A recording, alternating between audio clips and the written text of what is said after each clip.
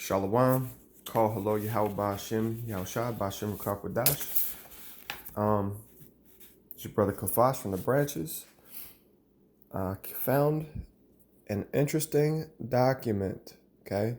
It's called Scenarios for the Future of Technology and International Development by the Rockefeller Foundation, Global Business Network, a member of the Monitor Group.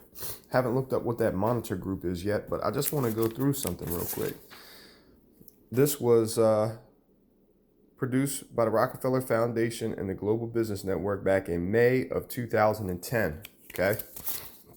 And just to get a quick idea, again, the name is Scenarios for the Future of Technology and International Development. I'm going to start out with this letter from Judith Rodin. I might not read all of it, but just to give you an idea. The Rockefeller Foundation supports work that expands opportunity and strengthens resilience to social, economic, health, environmental challenges, affirming its pioneering philanthropic mission since 1913 to promote the well-being of humanity.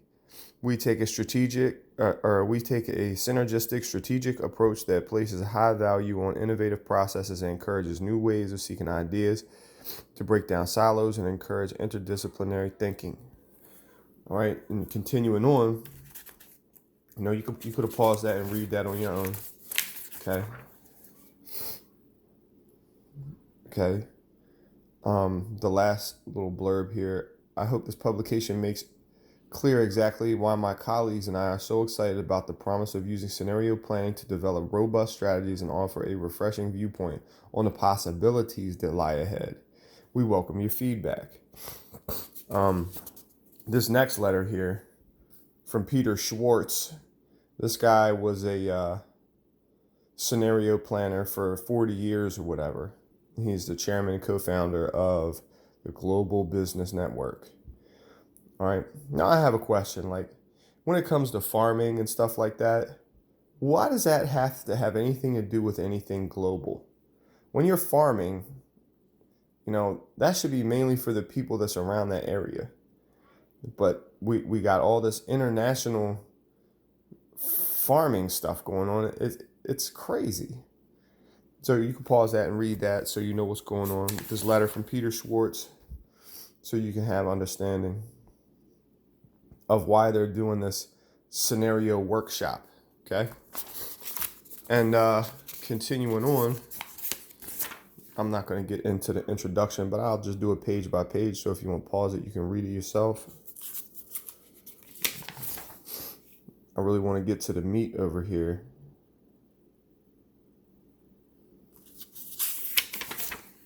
So basically, there was a quote. I can't remember who it was from. I think it was one of our presidents. They said, "Never let a good crisis go to waste." Because out of chaos, you come in with your order or your disorder. All right, here's some of the future reading that they suggest over here. RAND Corporation, World Bank, UN Millennium Project, STEPS. I don't know what that is, but all right. Scenario framework.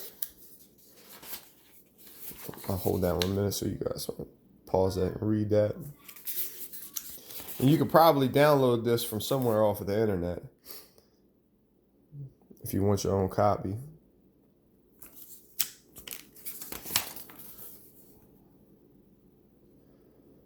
All right. So here it is. Here's their scenarios. Okay. Lockstep. A world of tighter top-down government control and more authoritarian leadership with limited innovation and growing citizen pushback. And they go through these 4 scenarios in this book here. But what I'm going to do is I'm going to go over this lockstep and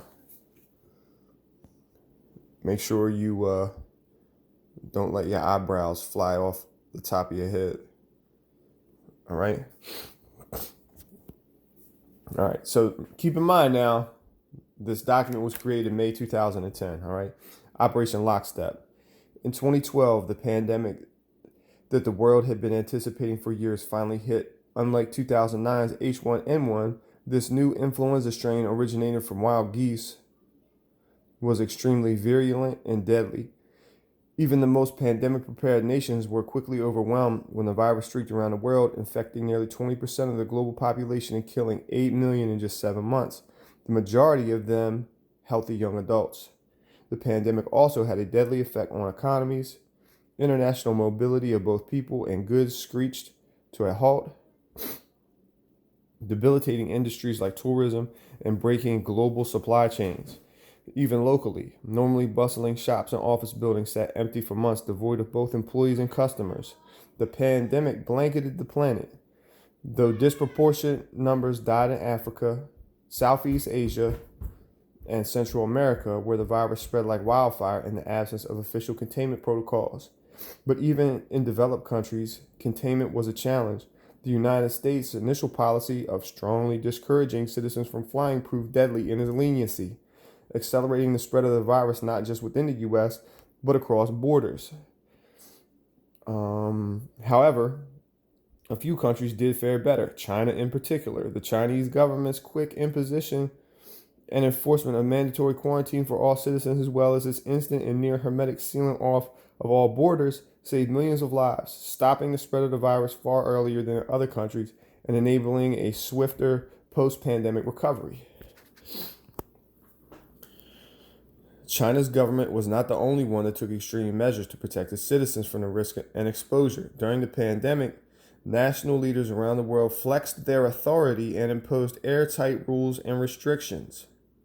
I'm going to read that sentence one more time. During the pandemic, national leaders around the world flexed their authority and imposed airtight rules and restrictions. From the mandatory wearing of masks to body temperature checks at the entries to communal spaces like train stations and supermarkets. Even after the pandemic faded, this more authoritarian control and oversight of citizens and their activities stuck and even intensified in order to protect themselves from the spread of increasingly global problems, from pandemics to transnational terrorism to environmental crisis and rising poverty. Leaders around the world took a firmer grip on their power, or firmer grip on power. Okay? And in the U.S., our government is limited in their power of what they can do. Okay? All this mask wearing stuff is all outside of law. All this quarantine stuff, it's all outside of law. But this whole thing being under a national emergency is basically a soft declaration of martial law. So really, they can do whatever they want. And I hope everybody's starting to realize that America is not a free nation, and so on and so forth. All right? Continuing on. At first, the notion of a more controlled world gained wide acceptance and approval. Citizens willingly gave up some of their sovereignty and their privacy, and more paternalistic states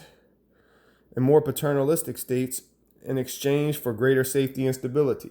All right, that reminds me of a scripture. When they say peace and safety, then sudden destruction. Okay, citizens were more tolerant and even eager for top-down direction and oversight.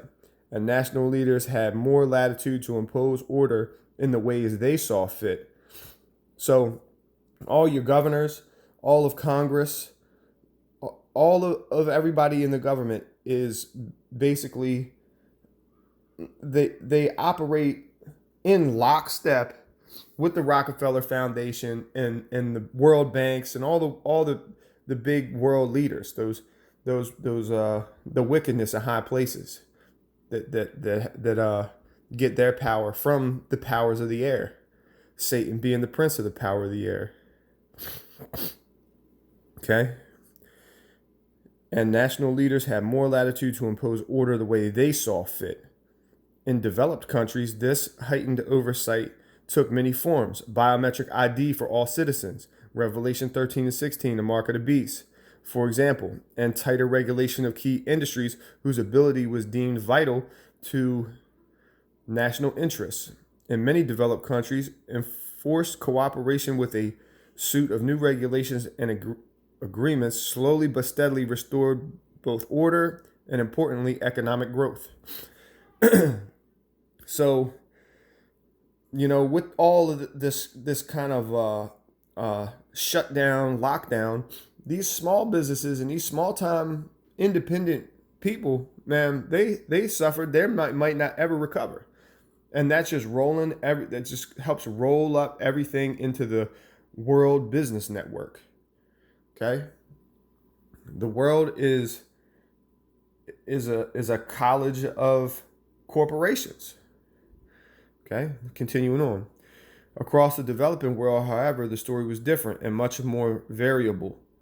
Top-down authority took different forms in different countries, hinging largely on the capacity, caliber, and intentions of their leaders.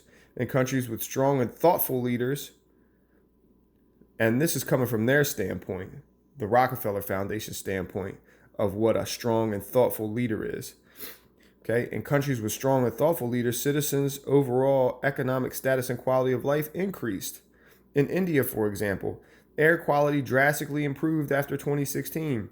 Now remember, they made this scenario document back in 2010, okay? When the government outlawed high-emitting vehicles. In Ghana, the introduction of ambitious government programs to improve basic infrastructure and ensure the availability of clean water for all her people led to a sharp decline in waterborne diseases, but more authoritarian leadership worked less well.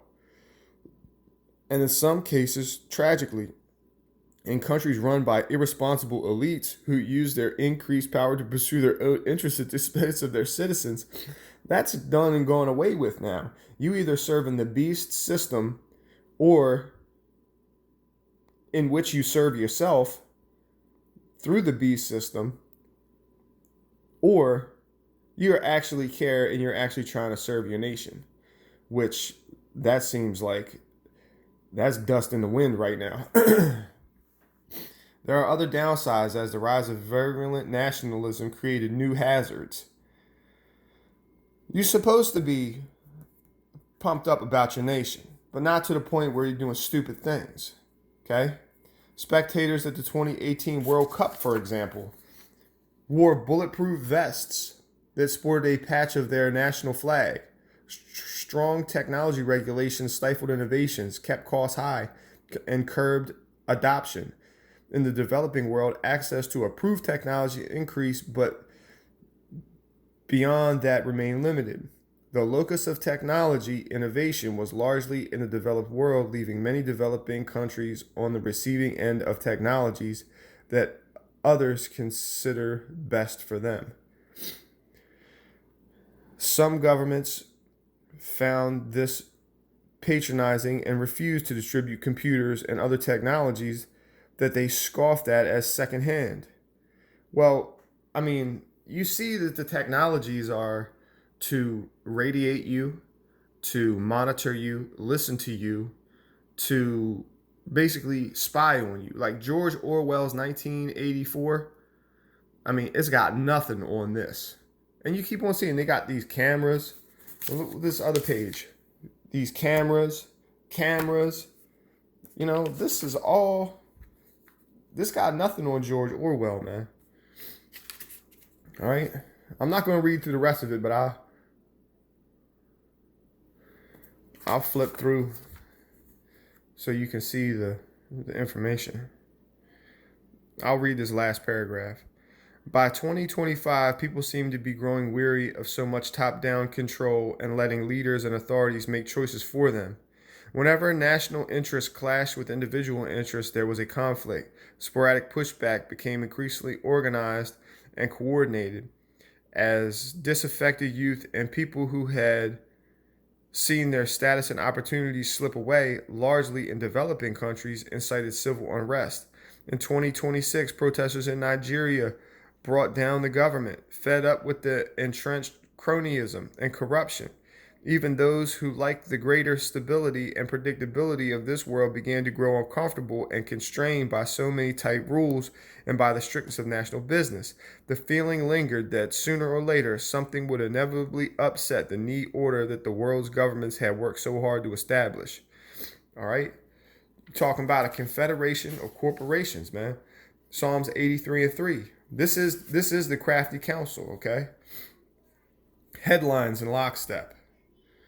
All right, quarantine, restrictions, in-person contact, cell networks overloaded. Okay, oh, got to bring out the 5G, right? Intercontinental trade hit by strict pathogen controls. All right, of course. Italy addresses immigrant caregiver gap with robots in 20, looks like about 2019. All right. Will Africa's embrace of authoritarian capitalism a la China continue? Vietnam to require a solar panel on every home. But for what? To connect into the big BG&E Rockefeller run corporate power suppliers? Or to actually have people be off a grid? All right. 2023, proliferating trade networks in Eastern and Southern Africa strengthen regional ties. All right. 2028, African leaders fear repeat of Nigeria's 2026 government collapse. Okay. And the role of philanthropy. All right. And that's because that's why you see old Tom Hanks, the pedophile, got corona. You know, that's why you got Bill Gates coming out saying, oh, we're going to put, $8 billion over the course of this many years so we can vaccinate everybody. Trying to make it look like, look at that handshake. Look at that Masonic handshake right there. Technology in lockstep. All right. Pause these things and read them. They made this back in 2010.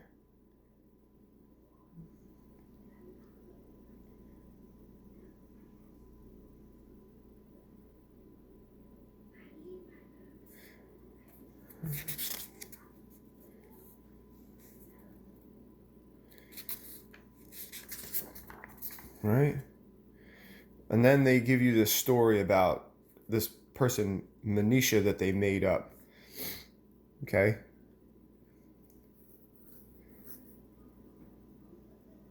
This is where they try to make it personal.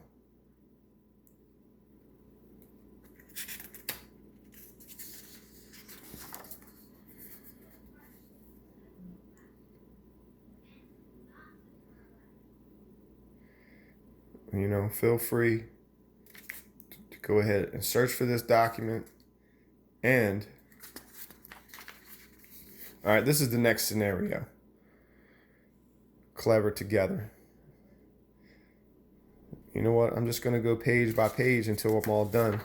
That way everybody can just pause it and read it at their leisure.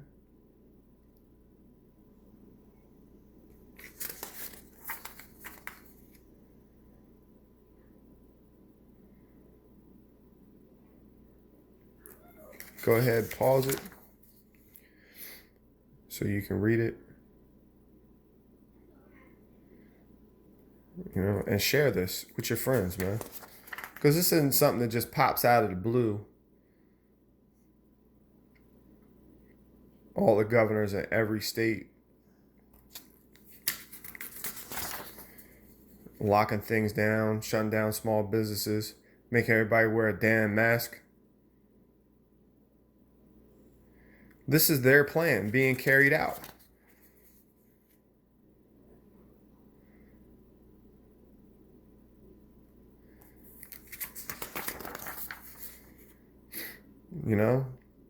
They took the knowledge that we're supposed to have down here and put a name called science on it, and then they deliberate and appropriate all the science.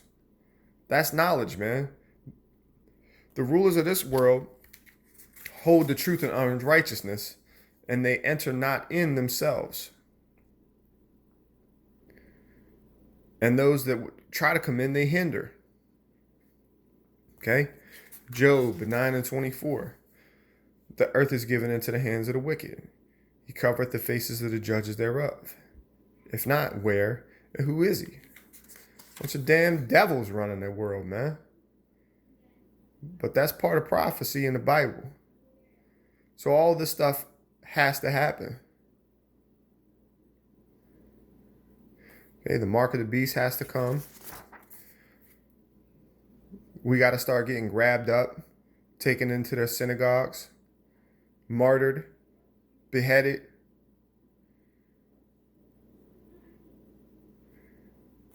You know, and I'm talking about the elect and the men, the true men of Israel. You know, there's Revelation. There's another part in Revelation where it says the blood ends up going up to the horse's bridle. That's how much blood ends up being spilled out here when this thing finally pulls through. Okay. Scriptures also say blood defileth the land. And the only way the land can be undefiled is by the bloodshed of those that defiled the land. Right? All this technology has not been to benefit. And if you read through this, it doesn't say anything about improving lives of humanity. It says changing the lives of humanity. Okay?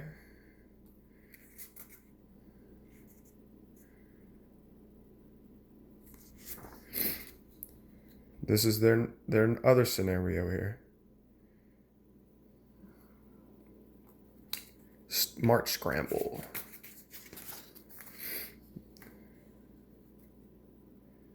Got a guy soldering some old solid state board. Come on, man.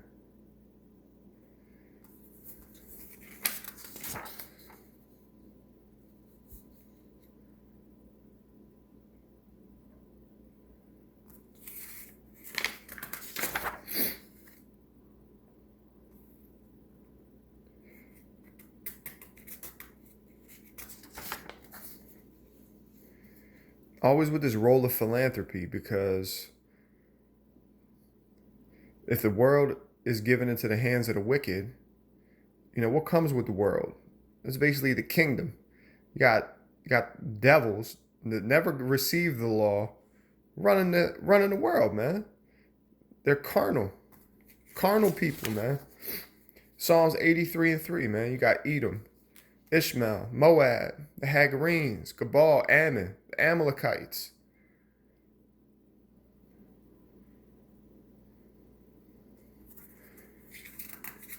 They the ones making it. All these scenarios, all these problems, problem, reaction, solution, Hegelian dialectic, order out of chaos, order ab chaos.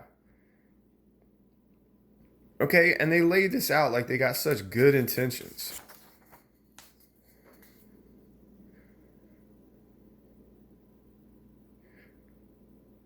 My concluding thoughts is Ecclesiastes 12:13.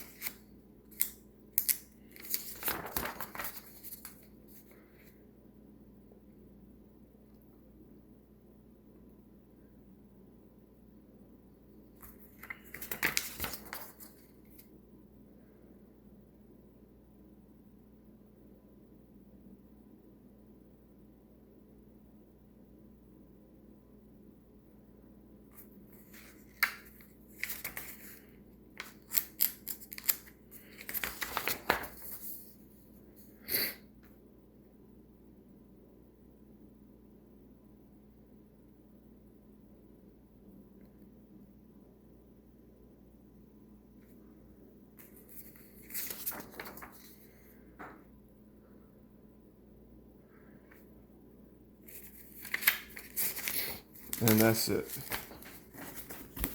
I'll get the front cover one more again. There it is. With that, I say shalom.